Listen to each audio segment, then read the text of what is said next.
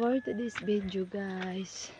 Just now came back the electricity here in the Philippines because yesterday at night is earthquake again, 6 magnitude.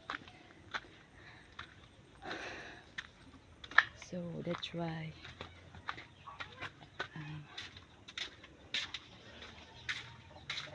just now the upload the video.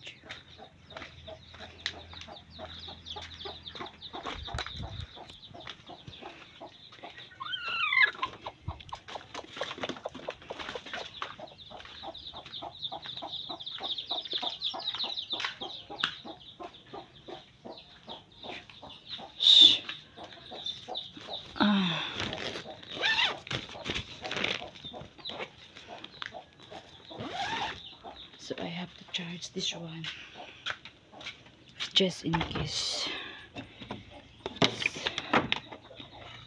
no light or no electricity. I can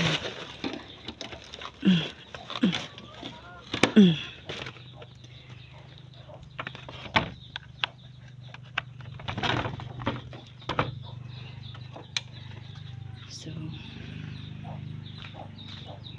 now I charge my mobile also because I battery low. So thank you for watching. Very nervous.